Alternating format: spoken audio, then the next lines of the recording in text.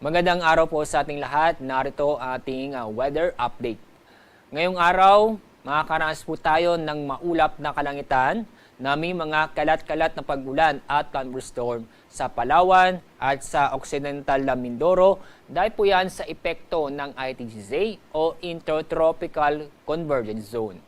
Samantala, itong lalabig pong bahagi po ng Luzon kasama po ang Metro Manila ay magiging bahagyang maulap hanggang sa maulap ang kalangitan na may mga isolated na mga pag-ulan sa bandang hapon o gabi.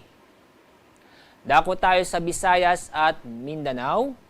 Dahil sa pag-iral pa rin ng ITGZ, inaasahan po natin ang maulap na kalangitan na may mga kalat-kalat na pag-ulan at thunderstorm sa Western Visayas, kasama na rin po ang Zamboanga Peninsula, Barm, Soc-Sargen, Lanao del Norte, Misamis Occidental at Davao Oriental. Samantala, ito pong lalabing pong bahagi po ng Visayas at ganun din po sa lalabing bahagi po ng Mindanao ay magiging bahagyang maulap hanggang sa maulap ang kalangitan na may mga isolated na mga pag-ulan.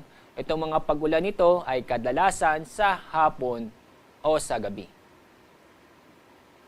At yung makikita, halos buong bansa ay nakakaranas po tayo ng maulap na kalangitan dahil sa Intertropical Convergence Zone o ITGZ. Itong ITGZ ay magpapatuloy ang epekto nito bukas.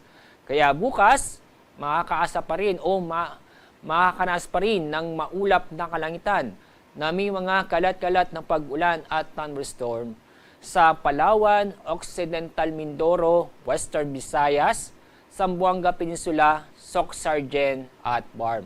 Ibig sabihin, itong mga lugar po nasa kanlurang bahagi ng ating bansa ay makakaranas ng mga kalat-kalat na pag-ulan. Ngayon at bukas ay wala po tayong inaasang low pressure area o bagyo sa ating o sa loob ng Philippine Area of Responsibility. At ngayong araw, wala po tayong gale warning. Pero mag-ingat pa rin ating mga kababayan na babalak o may planong pumalaot ngayong araw dahil sa mga pag-uulan o inaasam nating pag-ulan dulot ng ITGZ. Ang araw pong sisikat sa ganapong 5:34 ng umaga. Ang araw lulubog sa oras ng 6:30 ng hapon.